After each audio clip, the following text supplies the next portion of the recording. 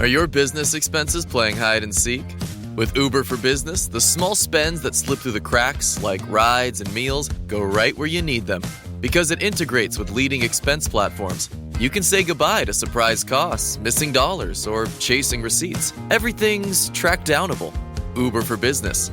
Make small steps that make a big impact. Learn more at uber.com/small steps. The new McCrispy Strip is here. Dip approved by ketchup, tangy barbecue, honey mustard, Sprite, McFlurry, Big Mac sauce, double dipped in buffalo and ranch, more ranch, and creamy chili McCrispy Strip Dip. Now at McDonald's. Ba-da-ba-ba-ba.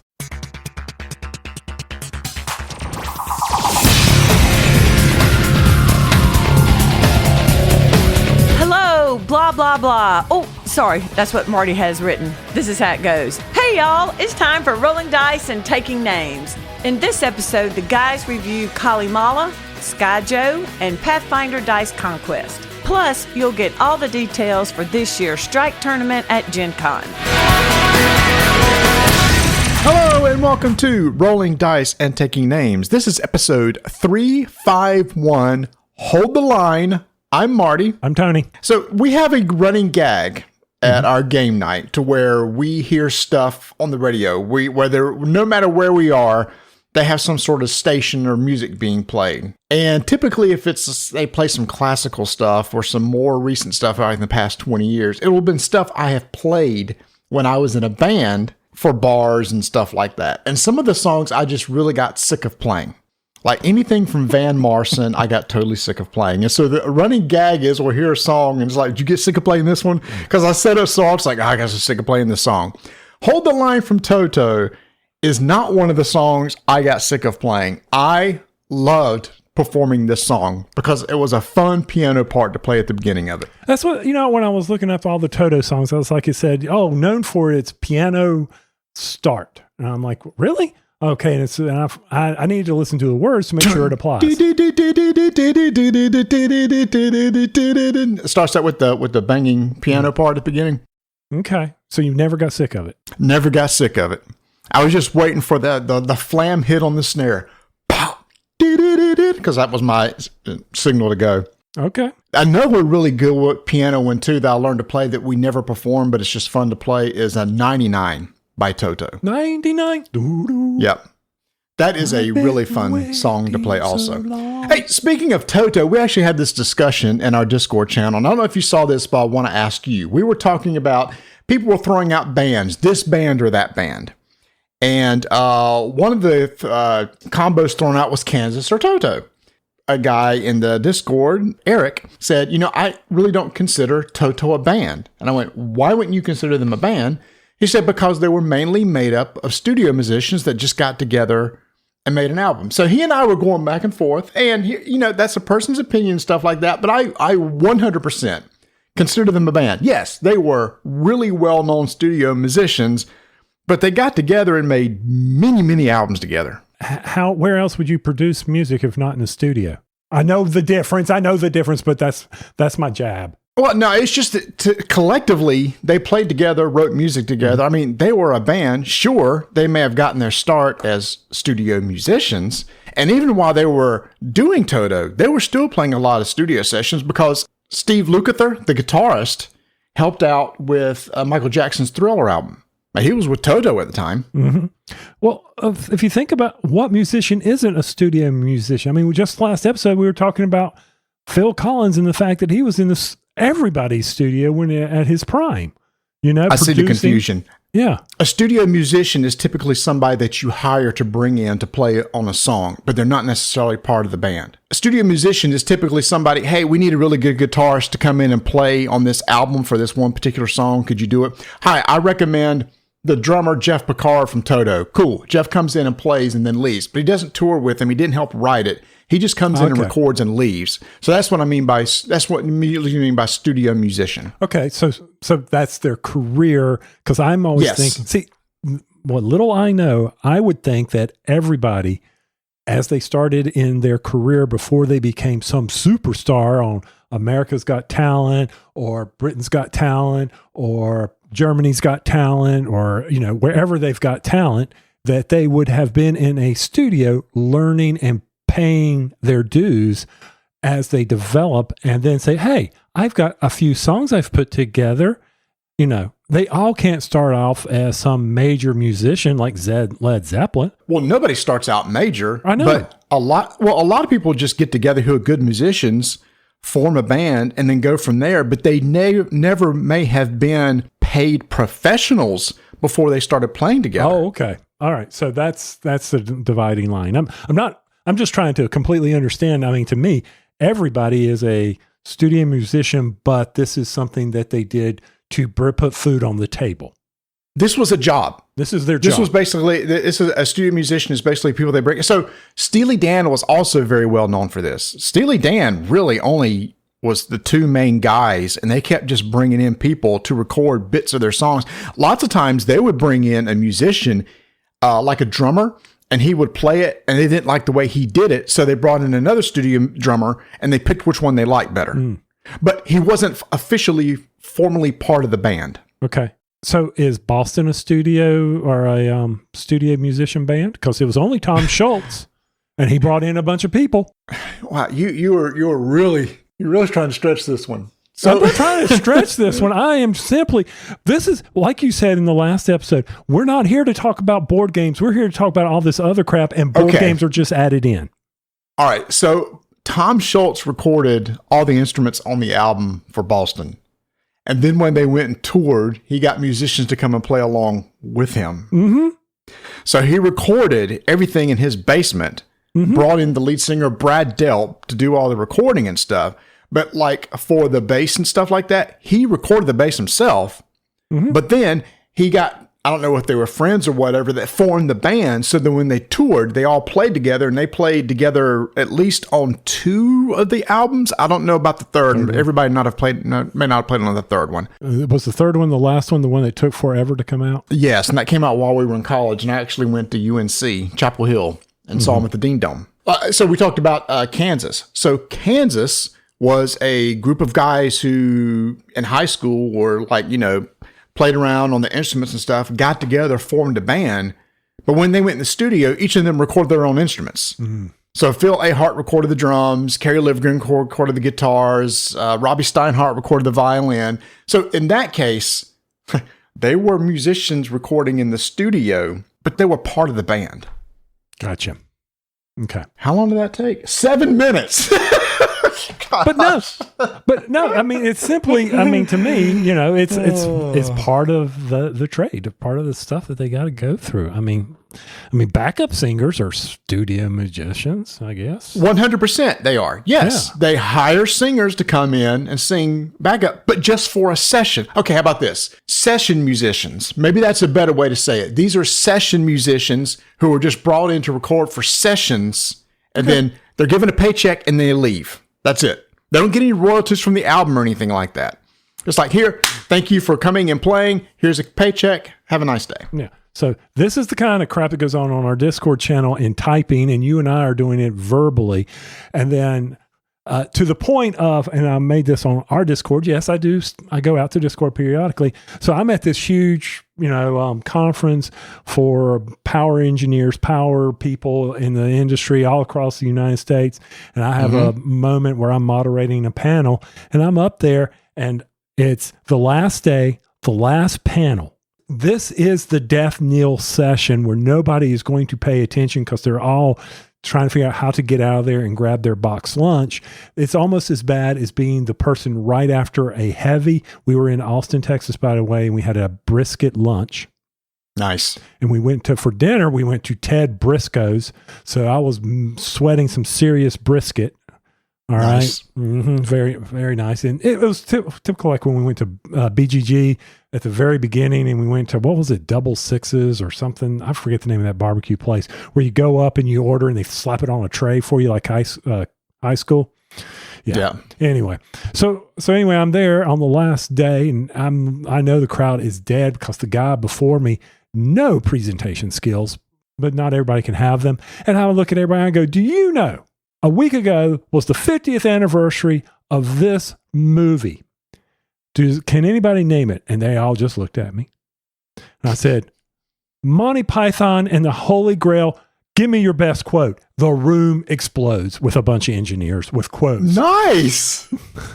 What a great way to start out, though. You caught their attention immediately. I know. And here I am, what are you going to do? Bleed on me? And I mean, they were flying left and right. I saw people doing the holy hand grenade. And I'm just like, all right, all of y'all are, in your 40s, 50s. Yeah, y'all are appreciating this. And then, of course, I tied it in because we were talking about, how certain events in the electric industry are usually carried over time. And I said, here you go. 50 years ago, Monty Python and the Holy Grail. Here, the hurricanes that took over North Carolina and Florida. We'll be talking about those in the industry for a very long time. And look at that. I tied it all together. That was a better segue than anything I've ever done on this show. That was really good. No, that was a great way to capture the room and draw interest back into what you're talking about. Yeah, especially after somebody that bombed. I guess that's like going out on stage if you're a comedian and the comedian before you just bombed and they're supposed to warm up the room for you. Yeah. I mean, here it is. Here on this slide, you'll notice that the presentation, if you can go to this link when we send out the slides, I'm like, dude. And you ever go to these conferences and you're sitting there and you're like, all right, I'm getting ready to pass out. And you look around the room and everybody's got their head buried into their hands, like they're looking down at the agenda. They're not. They're taking a nap. So we had one of those last week. We had our big quality meeting. Ooh. And we had our quality people over from the UK. So you could either go to the conference room and sit in the conference room or join via Teams. Oh, well, I'm joining via Teams, and I'm sitting there, and I've got the Zoom call up, and they're going through a presentation. It was the worst thing ever. I'm like, who would ever want to do this job? It's just spent an hour talking about how to fill out documents, and I'm sitting there thinking, this conference room is full. Why are these people wanting to go in there and sit and watch this when you could be sitting at your desk and doing something else, anything else? Besides sitting in there. I'm with you. Teams conference room. I know it's winning every time. Do you hate it when you have these type of meetings you're just ready to get out of, and the worst thing at the end, somebody goes, does anybody have any questions? Oh. And you're like, I swear if Bob asks a question, yes, Bob, what's the question? There oh my gosh. Here we go. And then it goes on and on.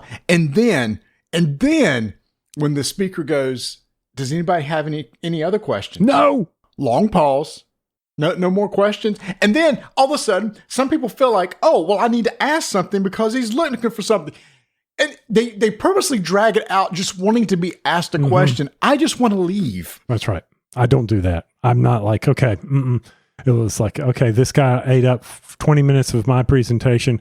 I'm like, we're going straight into this. I'm not going to ask any questions. Here we go. Here's the presentation. Moving right along. Let's go, people. You got to read the room. Come on.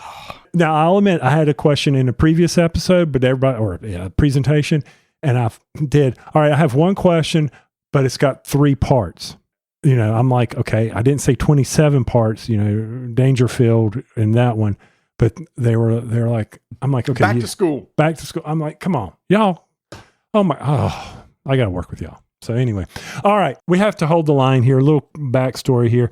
So strike's coming up. I hope Ignacy doesn't change his mind. I'm really looking forward to seeing him, and he's going to be at Gen Con. You'll probably tell me he's not. I don't know.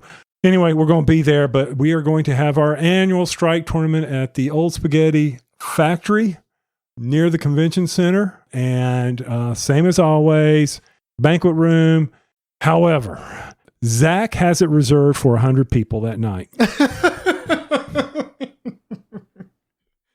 All right, so a little bit of backstory. Mm-hmm. It's like, all right, the Gen Con event catalog is up. People are going to start getting tickets. Let's go ahead and open up our strike tournament tickets for July 31st, 7 p.m. That's Thursday, July 31st, 7 p.m. So people can start planning accordingly in case they want to come. So you say, hey, I never got a confirmation email. So I said, well, before we record, let's make sure we're good. You hop on the phone. Yeah, I hop on the phone, call them. Hi, if you would like to make a reservation or place a pickup order, go to our website or press 1. Straight to voicemail. Okay, let's do this again.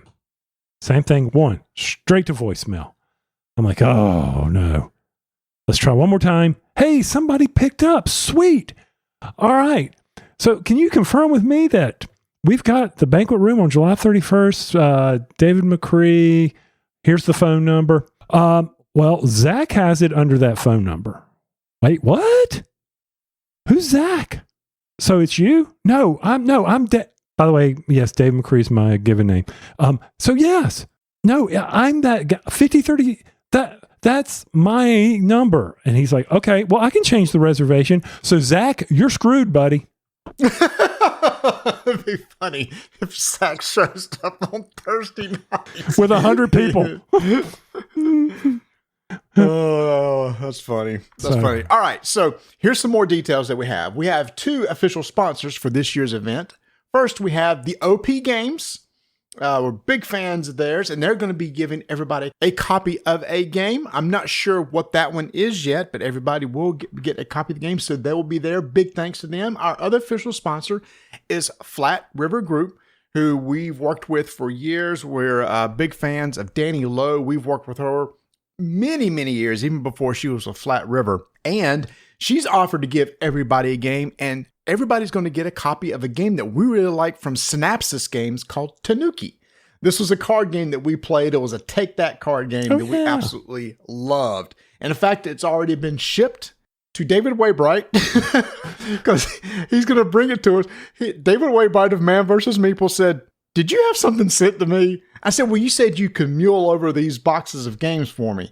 And he shows a picture of 4 stacks of boxes at his front door. I'm like, I appreciate you. I said, I didn't know they would send it this early. So now he's got these boxes of Tanuki that he's just going to have sitting in his garage until August. Hey, and he can stick it with the boxes of moon pies he's going to mule too. Yes. All right, y'all. So anyway, here's the deal. July 31st, 7 p.m., the standard fare for $25. Everybody will get a meal. You'll have to get your own drink, but that will also include a couple games. We do our strike tournament event, so we're going to split the room into 2 groups, Dice in a Bowl or Gladiators in an Arena. You'll pick one of those groups. You'll represent. We'll have a championship game at the end to determine who's going to be this year's winner. Last year it was Dice in a Bowl. And I'd like to thank Emily, who did our trophies for us last year. She's already done the trophies for us this year. Holy and cow. It looks amazing. So thanks so much to her for stepping up and doing that for us. And I'm sure we'll have some other giveaways. We always have like a raffle at the end. The tickets for this event typically do sell out within a couple weeks. So if you want it, get it now. If you have happened to have been on our Discord channel, we opened up the tickets to those people a day early. Some of these tickets are going to already be gone by the time you hear this because that's just always the thing that we've done. If you're a member of our Discord channel, you get early access to the strike tournament tickets. Hey, I'm ready to put this on and hopefully I'll regain my belt for the championship. I'm not holding strong here. Going to have to put a little practice in, make sure we get a good showing up of people who want to support.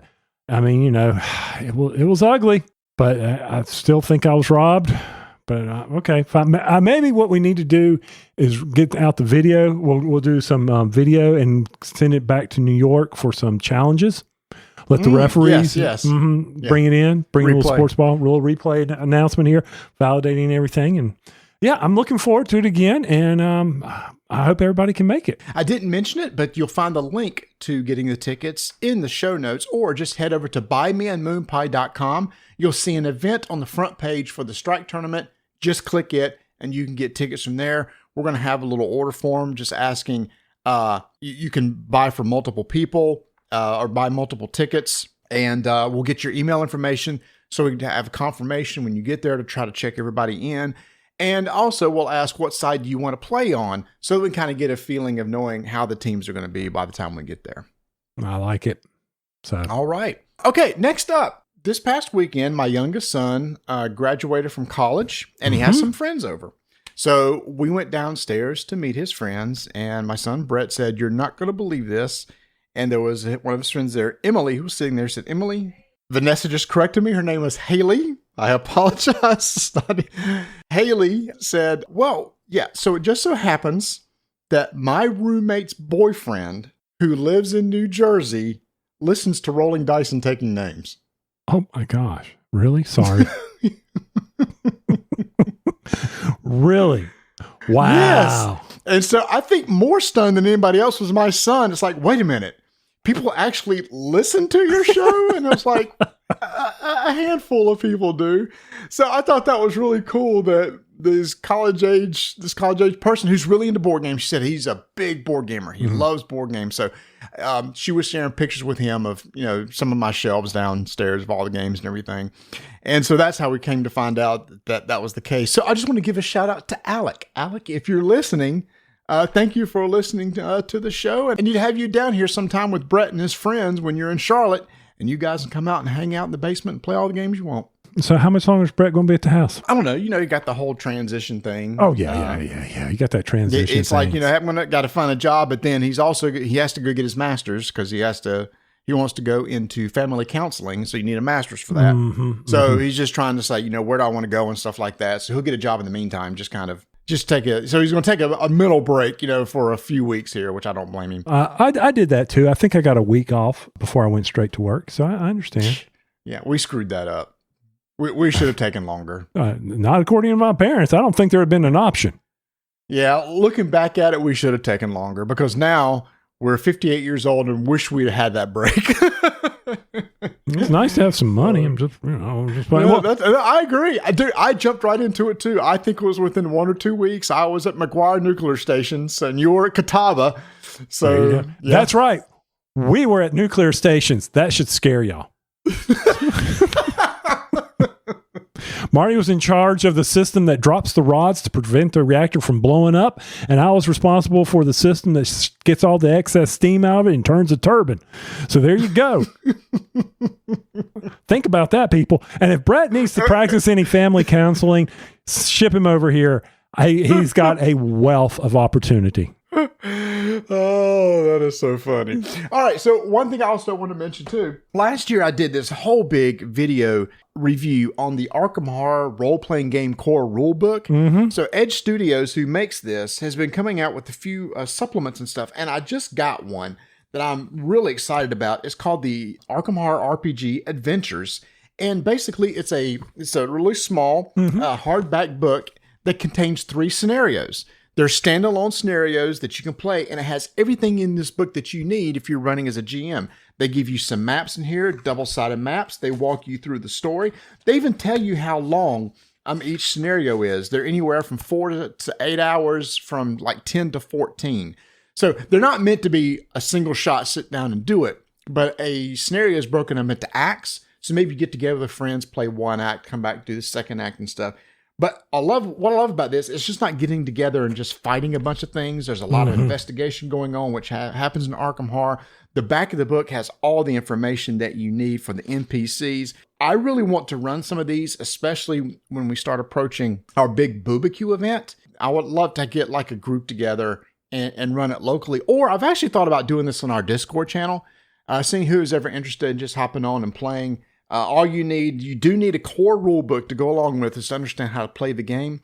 But everything else is that you need for the story-driven stuff is in the book. And this is very common among role-playing games. Like, here's a scenario book. So now they're starting to come out with that for this system, which I really enjoy. So I look forward to diving into this book. And the art is really nice. It's just a really, really nice book. And it's available right now. You can order it online, or you probably ask for it at your local bookstore or local game store, and they can get it for you. Okay. So I have a quick question for you. When we were at Gen Con last year, we were able to get to the D&D big premiere, right? Mm-hmm. Yes. Have any of your boys delved into that? Delved? What is it? What's the word? Delved. Yeah. No, they do not play D&D. Okay. They do Pathfinder. They do something green. It's just escaping me. Anyway, so they play several different systems, but they do not play D&D. And do you remember last year at that event, they went over this long presentation of the new virtual tabletop? Yes. I've been seeing some things pop up on my feed, and I haven't had a chance to read them yet, but I was just curious if they had. Okay. Yeah, the whole thing's been scrapped. What? Really? Yeah, so that whole presentation, we sat there and they were just hyping up and showing us demos and had developers up there, scrapped it. Why? Two of the lead designers from D&D have quit. WotC's not in a good shape right now, either with D&D or Magic. They're just, a lot of their fans are very disenfranchised with them right now on both fronts, Magic and D&D. Okay. I hadn't really, I saw it come in and say something about the D&D program. I didn't really click on it. I thought maybe they were going to do reviews, and then suddenly I didn't want to get 50 feeds on the reviews of this program. So it's been scrapped. Wow. Mm-hmm. Okay. I did not see that coming. Yes, the boys are definitely more into Pathfinder, which is actually one of the reviews I'm going to be doing. I'm going to do a little solo review, Tony, a little 5-minute solo review of a new Pathfinder game from WizKids. Mm-hmm. Now, it can be played with more than one person, but I want to do a little solo challenge of it, see how it plays, and because it's a co-op game, so 1 to several people can play this game. But hey, why don't we go and listen to my little solo review of Pathfinder Dice Conquest. All right, y'all, we know that with the craziness of the tariffs going on and everything, companies are saying, we need some influx of cash, to try to make sure we kind of get over this hump while we wait to see how everything's going to settle out. Well, I'm happy to report that Portal Games is going to offer an amazing sale. If you head over shopportalgames.com, you can use the keyword, I love what Ignacy picked here, cash flow, in order to get 25% off your game. So throw any game you want into the cart, use the keyword cash flow, and you'll get 25% off. What's that going to do? Well, it's going to put a little bit of extra cash into their pockets as they're trying to see how they're going to take care of shipments and everything. He has decided he will be shipping Age of Galaxy to Gen Con. So we will have it at Gen Con. When we set up the booth, we will be stocking the shelves with this brand new game, Age of Galaxy. I'm excited about this because it's supposed to have like an engine building feel to it, which we love our engine builders. And what's going insane is the new game coming out at Essen is Bohemians. Ignacy's been touting this game for quite a while. He's been playtesting it at different events, and people are loving the game. So that will be coming out of Essen. And congrats to him. Their war game, historical war game, Race to Berlin, funded. Even though U.S. backers don't have a way to get it yet, it was enough to fund it, to get it to ship to printing, to come out of Essen. And I can't wait when the U.S. backers have a chance to get it. Tony, you and I played it. We enjoyed it. I'd love to sit down and play a full version of that game. And you also got Neuroshima Hex Battle coming soon, but that's coming soon. For games currently available, head over to shopportalgames.com, use cashflow, get 25% off, and help Ignacy out.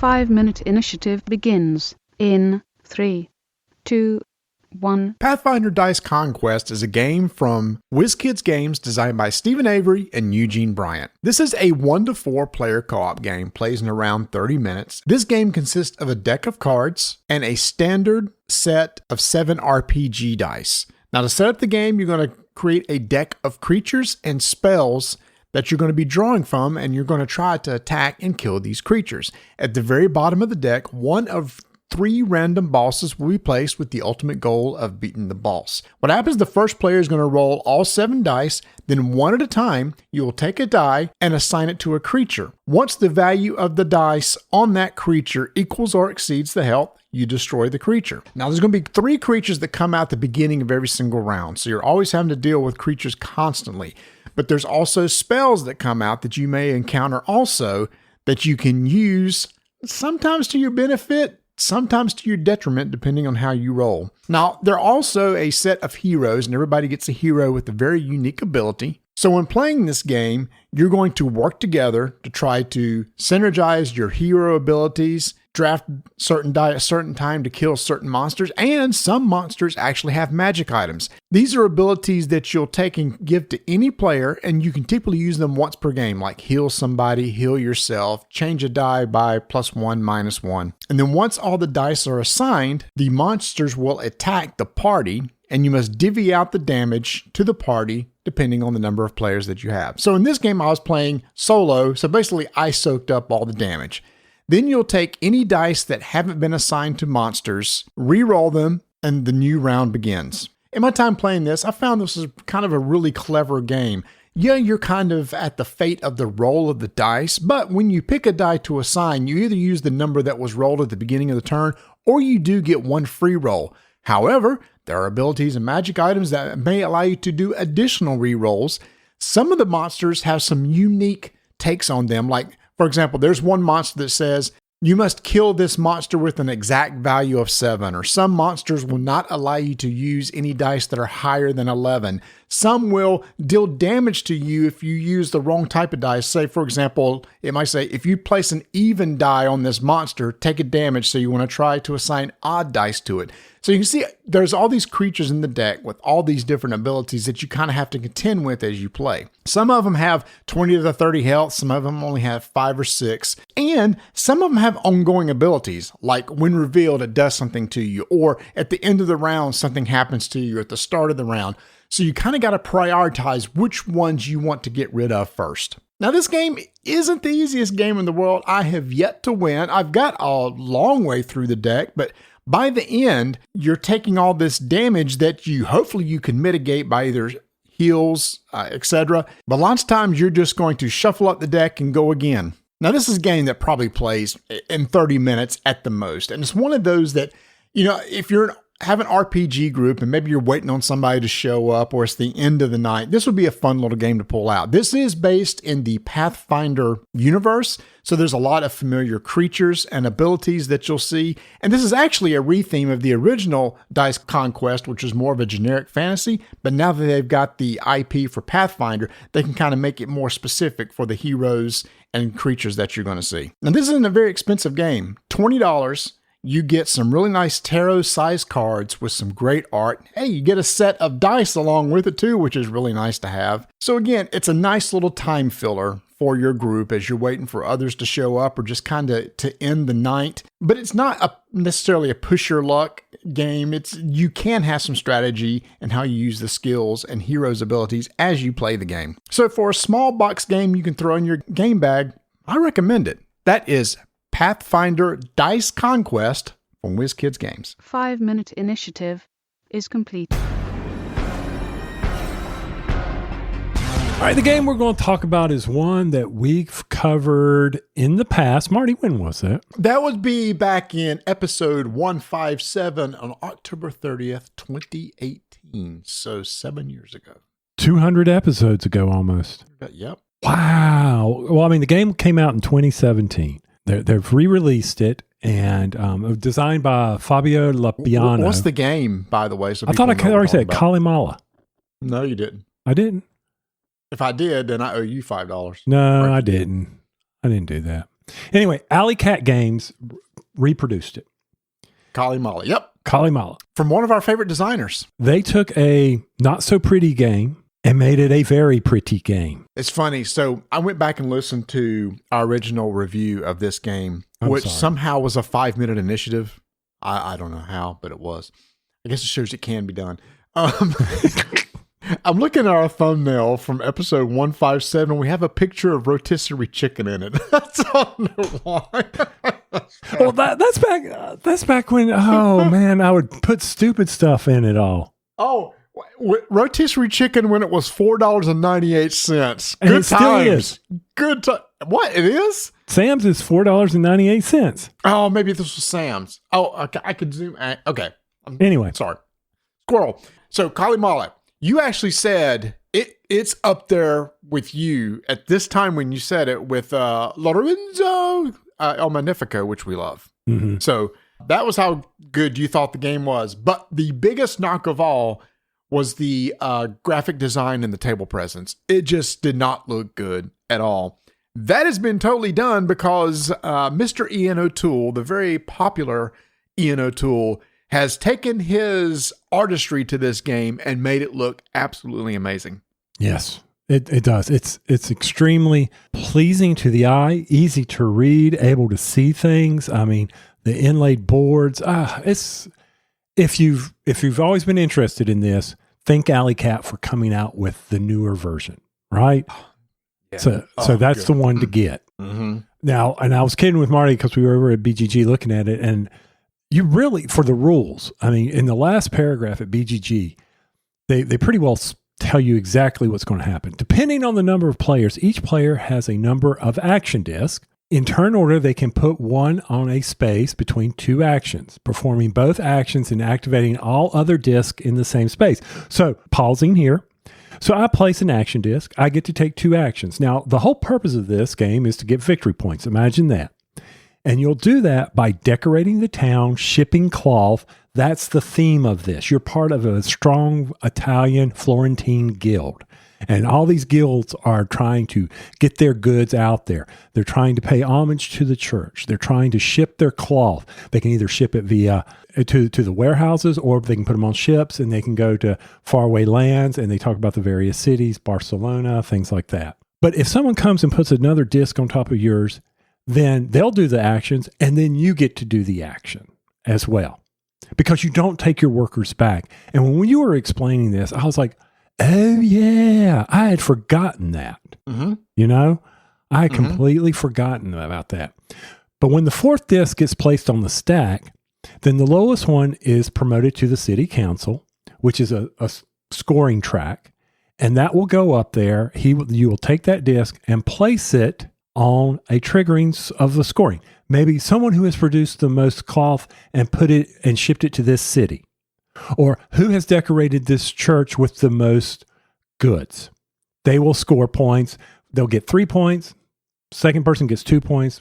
Next person gets 1 point, depending on the number of players. And then you eventually go through all of that, continue to do this until the end game scoring. And there are some secret scoring objectives. You're placing a disc, doing actions, and trying to math out, how am I going to get these points? That's really. It sounds boring. I agree. It sounds like your typical Euro. Oh, so like one of my actions, I can collect some brick or some wood or some marble. What am I going to do with those? Well, I'm going to spend those when I construct in order to create a ship or a warehouse to store the cloth, a ship to ship the cloth, or maybe I get the marble and turn it into a statue that I could put up at the church.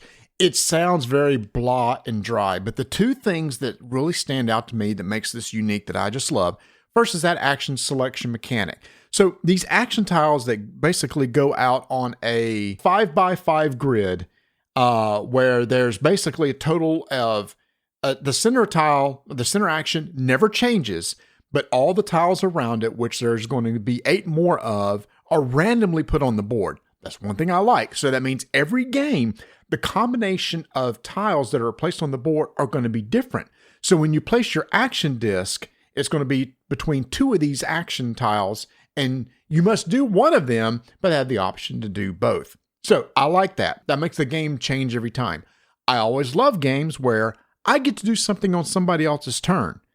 So if Tony goes and places his disc on a stack and one of mine happens to be underneath it, great, I get to do something too. That always keeps me engaged. Next is the actual how the scoring works. There are 15 scoring tiles that are used in this game. The tiles score different ways of who has delivered the most cloth to this city, who has the most cloth in this warehouse over here, who's contributed the most brick to the church, who's made the most statues. That there's just 15 different ways of scoring. But the order in which the scoring is done is also randomized each game, because these scoring tiles are randomized and put down into the 15 slots on the board. So every game, there's a different focus. Tony, you like to use the word, you've criticized games before when you say they're prescriptive. Like, I'm going to do the same thing every time. Mm-hmm. I know I've got to do this to get this to get this.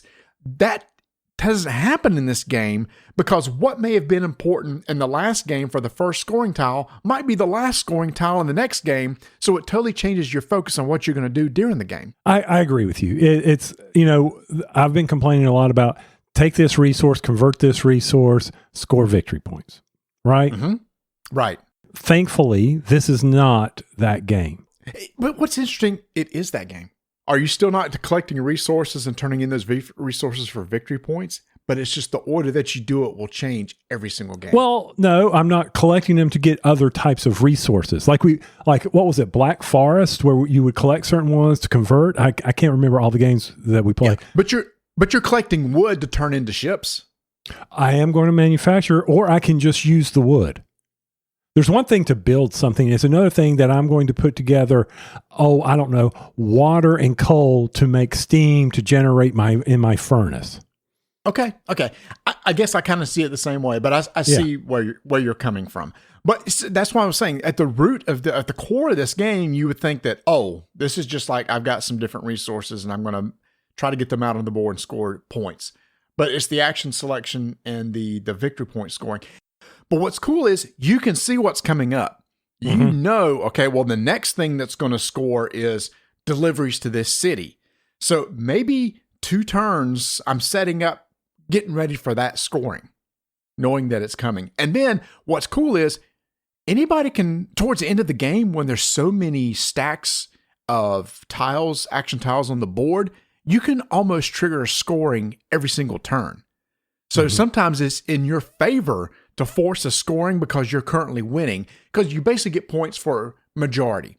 Whoever has the most of a particular victory point scoring condition gets 3 points, then 2, then 1. This is where the decision-making tree comes in for this game, is if I go here, I really need wood to prepare myself to be able to build another ship to provide a type of, so that I can ship out to these other locations, okay? Because depending on how many ships you get to place so many resources. Anyway, you may sit there and think, okay, I need to place this tile right here so I can do that. But if I do that, it's going to cause a scoring, and I don't want that scoring to occur at this time because I'm not prepared to score that tile or the next one that may come up. That's the hard decisions that in this game you're trying to make.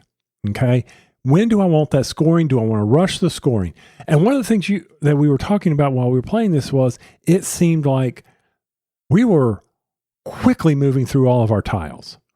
And this game was going to be over in no time. It did. There were some air brakes put on and we did slow down because we were able to we didn't want things to happen. Right. Some of us I don't want to score that yet. So I don't want to go there to force that scoring because I'm not in a good position to score. And the game is going to continue until you've either scored all of the 15 scoring tiles or somebody's placed their last action tile. And then when that happens, you still score the rest of the tiles. It's not like, oh, we don't score anymore. No, once you're done, you still go through and score the rest. Then you had the public objectives to score points. Everybody see, hey, at the end of the game, we're going to basically rescore one of these scoring conditions again, but now it's worth 5, 3, and 1 point. And then everybody has a secret objective, which is also one of those 15 scoring tiles. And I like this too. Everybody gets a chance to score on it. So if my scoring card, if I reveal it and it says, okay, who has the most statues in this particular church, and Tony actually happens to have it, he's the one that gets the 5 points. And then maybe I get the 3 points. So you benefit from other people's secret objectives. Yes. But you don't know what they are. You can blind squirrel that. You can blind squirrel. And that's what happened. I blind squirreled. And you won. That was a slingshot. Y'all, Tony was complaining the whole game. He was unlike I normally do. It was pulling a Marty, complaining. It's like, there's no way I can win. And then we revealed our scoring objectives. Like, Tony came in first of 3 of these and boom, slingshot right past everybody. and I think the complaint was around I'm not getting the resources to generate the points to be able to set myself up for, scoring. But somehow I did. But the point was I was sitting there, Mark, how are you getting all those resources? Bert, how are you doing that? I am missing it completely. I guess I wasn't paying enough attention because I did feel like I don't want to go there. I don't want to generate scoring because I'm not in position, and I was getting farther and farther behind in the score track. I never thought there was a catch up, and I got lucky with those scoring mechanics because other than that, it would have been a wipe. You and Bert would have wiped me and Mark off the floor or wiped us, whatever. Yeah. So I guess there is a little bit, I don't want to say luck, but because you don't know what other people have, you may be doing better than what you think you are when the game is over and you see the scoring objectives. Exactly. So, I mean, it could have been, it's like, oh, I came in dead last in all the secret objectives and you get nothing. Or, cool, I came in second in all of them and all of a sudden with a 4-player game, you got 12 points that you weren't expecting. Mm-hmm. Yeah. No, I still really, really like this game. I kept the original on my shelf, And that original game will be replaced with this one because it looks so much better. And it's fast. 90 minutes, right? 4-player, 90-minute. That's another thing I like about it, too. It's a meaty mid-Euro game that finishes in 90 minutes.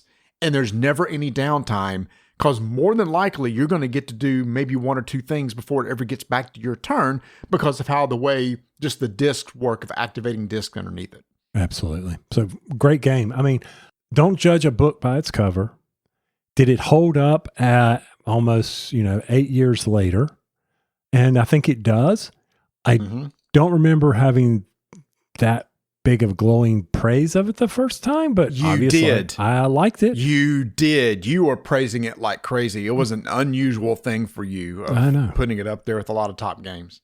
I know. And maybe it's just from the action selection. I really did enjoy that part of it. I enjoyed the placing and the speed of it. Even back then, it was about, there's no, quote, analysis paralysis downtime in this. It's go, go, go, go, go. Calimala, brand new edition, out from Alley Cat Games. Looking for a midweight Euro, especially one that's speedy and plays 90 minutes or less. I really think you should give this one a look. Even though it looks like, oh, that's like every other Euro, when you play it, you'll see the shine of it. And hopefully you'll try it out. And if you do, let us know on our Discord channel. See, we could have done that in 5 minutes.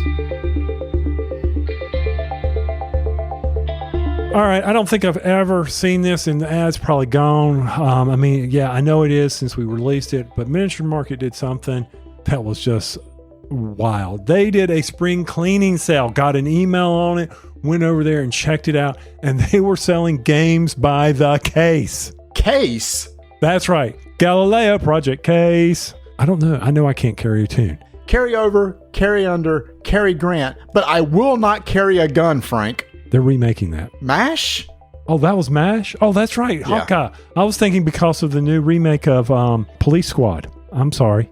And his name was Frank. It was when Hawkeye was going to be an MP, and Frank said, you need to carry a gun. It was Officer of the Day, wasn't it? That one cost us Officer of the Day. Yeah, look at you. You're great memory. Obviously from the quote. Yeah. Anyway, so back to Miniature Market. Galileo, a game that Marty and I really enjoyed. Project Case, 6 games, normally $360. If you had gotten their email, you would see that it was $50 on sale. $50 for 6 games. That's ridiculous. Oh, really? They got a case of that. Dark Souls. I mean, they've got all these things. But the reason why I saw it is because I subscribed to their emails. If you don't, you really need to get over there. Talked about a recent sale that they brought me in. All the games I've purchased up, I use my Miniature Market points to reduce the cost. Great program. Hey, if you're buying games, you gotta watch your points. Go ahead and do that. It helps to be that faithful customer. Head over to miniaturemarket.com for all your gaming needs. That's got to be a tagline somewhere on their website. If it's not, it should be.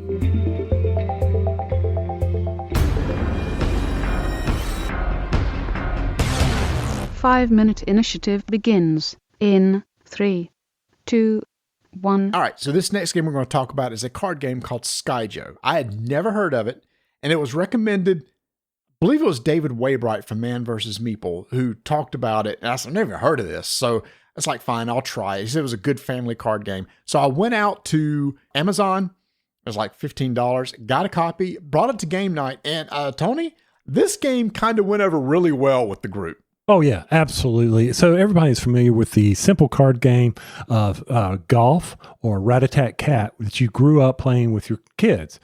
Basically you've got hidden cards. You're trying to get matches and score the lowest points so that whoever at the end of the round, however you determine, has the least amount of points. Same concept here, except instead of a row of 4 cards or whatever, you are dealing with a grid of 3x4. Simple stuff. You can take a card from the discard pile and replace one of your face down or face up cards in your grid. Or you can draw blindly from the draw pile, look at it, and place it into your grid and replacing a face up or face down card. Or you can discard that card and turn up one of your face down cards. Kicker, if 3 of the same numbers appear in a column, that column is wiped out. But my favorite part of this game, Marty, was how do you end the round? When the last person flips over their last card, they end. Everybody else gets one more turn. And if that person has the lowest number, yay, good for them. If they don't, their score is doubled.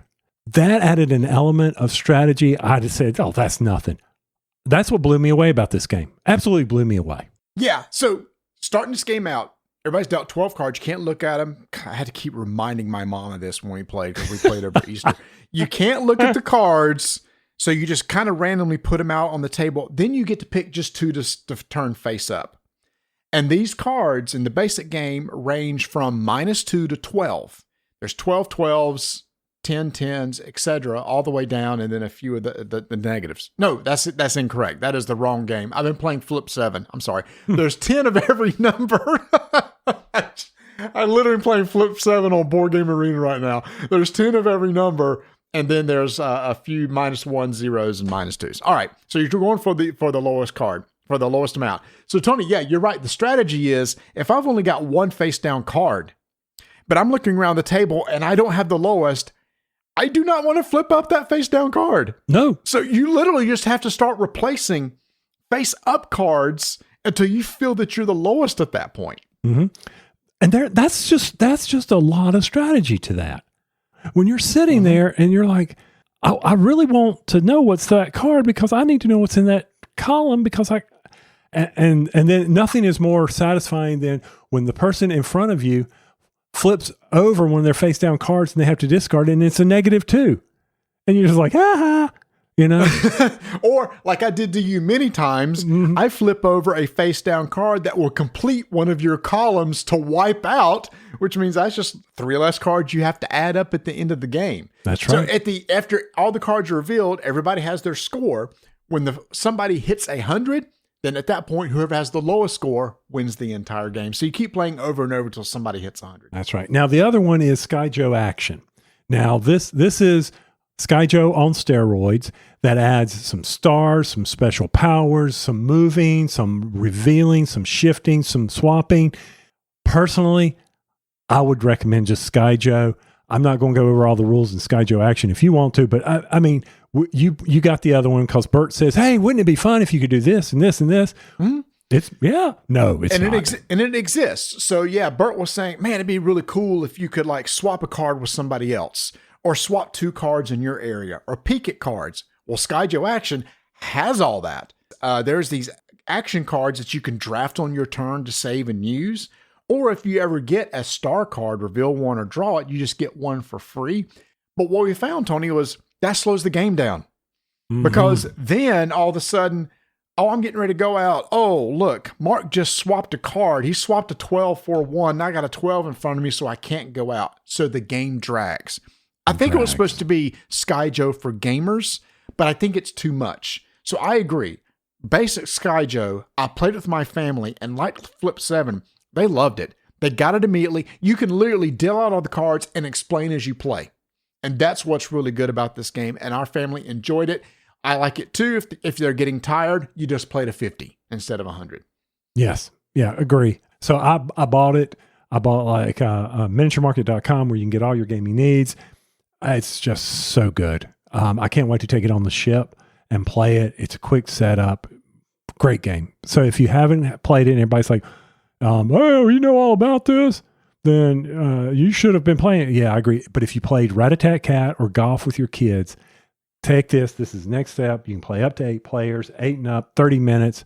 Skyjo, go for it. 5-minute initiative is complete.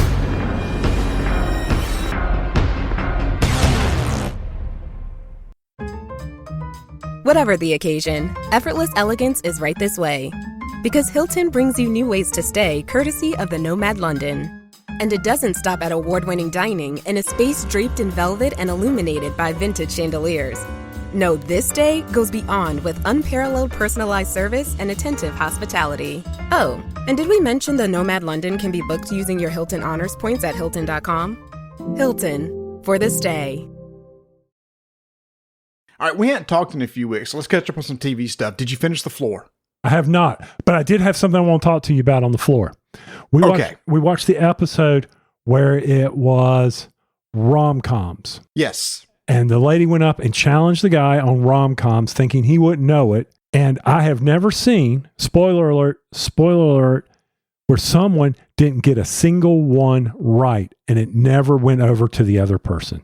That was hilarious. Oh, rom-coms, which is a very general category, right? I mean, yeah. I mean, I got a few of them just because some of them are my favorite. You know, Sleepless in Seattle, The Proposal. Sure. You know, one of my favorites, The Proposal, Deadpool, and Betty White, and Sandra Bullock. Sandra Day O'Connor. Sandra Day O'Connor.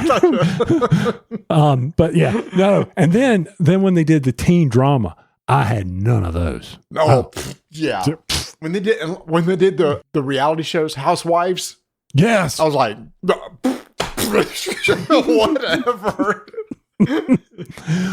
But, you know, you're beginning to see the play on that show in the sense that, hey, if I'm back here in the back where I'm kind of protected, okay, so I don't win $10,000, but you're not going to take me out either, and I may be here for the big money. Right, exactly. And you hold on to your own category. Mm-hmm, mm-hmm. As long as you don't get randomized. Some of the people, I think, made some mistakes. There was one older guy. Yeah. You may not have got to this yet. This one older guy had his category, played, had the chance to go back to the floor. And if you look at the floor, there was no random spots was come up around him. Everybody around him had already gone. So I'm like, he went on. I went, what are you doing? You're protected until the end of the game when they have to start using, you know, the randomizer starts hitting everyone again. And he lost the next game. So I don't know what was going on with that guy. Yeah, bad strategy on that one. I thought I knew quarters too, for the state quarters. Oh, Lord. Yeah. Pass. Illinois. No, wrong. This is unreal. Do you still have Netflix? Yes, I do. All right. There's another really cool game show that I may have mentioned before that the second season is out. And if you haven't watched the first season, worth watching, called The Devil's Plan.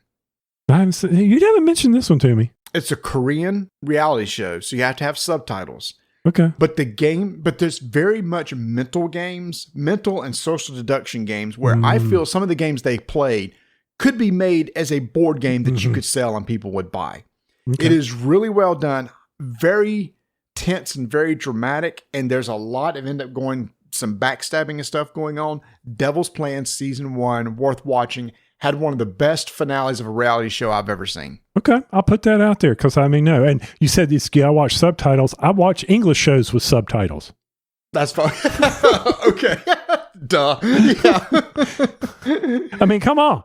I mean, some of the things, and all right. So we went back, you know, I think it was last episode where you talked about health, right? Yeah. And you shared your experiences there. So recently, about 2 weeks ago or something like that, or however long, whenever the show comes out. So I woke up one day and my left ear was really stopped up, you know? And I'm like, oh man, I've always had problems with my left ear a little bit with wax buildup. We all do. It's an old man thing. Well, yeah, get over it. But anyway, so I was like, okay, so I got this earwax removal kit a while back. So I was trying it. Wouldn't go away. Went down to Savannah. Had to go to a CVS Minute Clinic because it had an outer ear infection. Okay. Ooh, yeah. Yep. Took care of that. Life was good. But the stuffiness wouldn't go away. So I got an ENT scheduled. And he comes back in and he says, all right, there's no fluid. I'm not seeing anything. So we're going to put you on steroids. And I'm like, what? He says, I can't find anything. There's a couple steps you can take, but we're going to see if this is viral on your ear cord, whatever goes to your brain, your ear nerve, your audio nerve. Okay. And auditory nerve. Sure. That works because it's auditory and it's a nerve. So I like it. And but come to find out, and this was my uncle talking to me. He says, it's a good thing you got those checks because with any type of viral infection, it can take out your hearing. Oh, because they can't cure it. Right. Right. So prednisone is the steroid, right? And Donald's like, you might as well go ahead and buy a lot of groceries because you're going to be hungry. I have been. It's unreal. Have you ever been on prednisone? I'm going to start beefing up with the steroids. Yeah, right. Mark McGuire there. Yeah, right. So anyway, I was like, okay, long story that should have been short. Don't ignore what your body's telling you. Don't say it's just going to go away because you don't know, you know? Yeah, I just had my annual physical this past week, and is one of those things. It's like everything looks good, but you got a heart history problem in your family. So we're going to schedule you for another cardiac CT scan. So I'll be going and doing that in a few weeks. But that's another one of those things that costs $100. And I don't know why everybody doesn't do it. It's $100. It shows you any calcium built up around your heart and gives you a risk of your chance of heart attack. And it's $100. And he told me, the doctor said, look, do not go to our radiology labs and do this. They'll charge you a fortune. Just pick any imaging business around Charlotte. I got one set up for $100 in like a week or so. Okay. Well, see, I had almost hit my deductible before the gallbladder thing, so I went to it because I had to do a major stress test last year. So I'm like, well, shoot, this might put me over the top, baby. Here we go. And then gallbladder did. But anyway, yeah. Hey, don't ignore what's going on, people. You never do know. We're just trying to be helpful here. It's not about the board games. It's about life lessons we're giving you. Come for the board games. Stay for the life lessons. There you go. I think about this. I'm like, when I get tired of doing the board games, Twitch channel, all people do on Twitch channel are play games and talk to people. That's all they're doing. Sure. Yeah. I could do that. Yeah. So Steam had the big, huge sale. So I picked up Crusaders Last Kingdom. Haven't started it up. I need to get it installed. Crusaders Last Kingdom. What was it? Crusaders. Crusader Kings or Kingdom Come. Give me a second to pull up Steam and try to go through the 3,000 games on my library. Kingdom Come 1 or Kingdom Come 2? Crusader Kings 3. Oh, that's a beefy game, dude. I know. So here's the thing. If you like the game, in Shrink Wrap downstairs, we have Crusader Kings, the board game. That's not the one that Mark was playing, was it online? I think. Okay. Yeah, Mark Kale from our game group, he was doing something online and he even tried to get us to do it. I don't know. There was something about it that I wasn't sure that I would enjoy so much. So anyway, I have Crusader Kings in board game form. Okay. If you ever want to try it. All right. Well, and how is Expedition 33? Is that right? Okay. I'm going to save my final review for the next episode because I should be finished by then. I'm 2/3 through. Okay. How many hours? I will just say this. How many what? How many hours so far? I've got 20 hours, so I probably got 5 to 10 left. I will say this. It's probably going to end up in my top 10 and possibly top 5 game of all time. It's that good. Over the PlayStation 5 game that you spoke so highly of? Astrobot. Yeah. Yes. Ooh. Yes. I mean, I see no fault in this game from story to art to combat to music. I'm just loving it. If you like turn-based games, this is worth a shot, and I'll let you borrow my copy when I'm done because I bought it. I didn't buy the PC version. I bought the PlayStation. I will hand the disc right over to you. I know you've played turn-based before. Oh, yeah. It is extremely engaging, but it's not turn-based to where you do something and just sit back and watch. You have to react. So when you attack, you have to time and you could do additional damage. And when they attack you, you have to dodge or parry to possibly counter. So you have to stay engaged during combat. But it's very slow-paced combat because you can take your time deciding what attack you want to use, etc., like that. So, and just the way that you can build a party and try to synergize the party together, it's so well done. So I will go off the deep end and talk about it. If I keep going, I'll just wait till we're done. Just say it's an amazing game. I always forget the first part of it. Claire Obscure Expedition 33. It looks amazing. Yes, which I looked it up. So they're a French studio, only 30 people. This is their first game ever. And a Clair Obscure is like dark and light. It's an art form. And when you see the art in the game, that's kind of its inspiration. Within the first 12 days, it's already sold 2 million copies. It is like the game to play right now. I know it's blowing up because a couple of the streamers I watch for Guild Wars 2 are actually, I don't watch them stream or anything. I just get their hints and tips, but they've been playing this and of course they've been dogging on it. I mean, not dogging on it. They've been loving every minute of it. Every minute of it. What I love is it's not a super, super long game. 30 hours is not that bad. Yeah, I wonder what the deluxe edition gives you over the standard edition. We'll have to do a little research on that and find out. It may give you some additional costumes or something. It may be cosmetics. Custom outfit, the flowers collection, whatever that is. Yeah. I don't know. You don't need any of that stuff. And also it's only $50 new. which is cheap. That's cheap. So yeah, you're more than welcome to borrow my copy when you're done. It's one of those things that you'll know within the first 3 hours whether you're going to like it or not. There's enough of the game revealed story-wise and combat-wise to know whether you're going to enjoy it. Okay. All right. Well, I'm glad you're enjoying it. I know, video games are another passion of ours that's been there forever. So, yeah, you almost have me on this. I can't wait for your review, and then I'll make a decision. And Switch 2 comes out June 5th. So, hey, if you're buying a Switch 2 in your Discord channel, we've already talked about doing Mario Kart World Nights. There you go. Because you can have 24 players playing against each other with this new version of the game. That's unreal. Unreal. And Tony, you know what's a good way to sit and play your games? It's how I play mine. I actually roll my E-Win chair into the living room. And Vanessa's like, why are you doing that? I said, okay, here's the problem with this. Okay, there is one problem with the game. The text on the screen is really small. And when I'm sitting back on my couch, I'm like, what's that skill do? So yes, every time I play, I roll my E-Win game chair into the living room and put it like 3 feet in front of the TV, and I sit there and play. Okay. So upstairs, we got rid of the armchair, and one night I was sitting there playing one of my Assassin's Creeds, and I had pulled the armchair over in front of the 65-inch TV. And I was playing. My daughter walks by. She had come up to visit, and she starts busting out laughing. She goes, "Oh man, good gosh!" And I'm like, "What?" She says, "Can you not see it?" I said, "Well, if I had an 80-incher, I could." Yeah, that's me. So I got the same way. I got 65-inch. And here's the thing: is on the UI for Expedition 33, you can make it bigger. It wasn't big enough, so I'm rolling the chair. And so it's a super nice chair, y'all. What's nice is it got the lumbar support, so I can sit there for literally 2 hours and never get tired. I can rock back and forth. I can spin when I get upset because I lost or something like that. It has what I like too is I adjust the arm height depending on what I'm doing. At the desk, it's higher, but when I go in there and sit in front of the TV, I'll lower the arms to make them a little bit lower to make them more comfortable for holding the controller.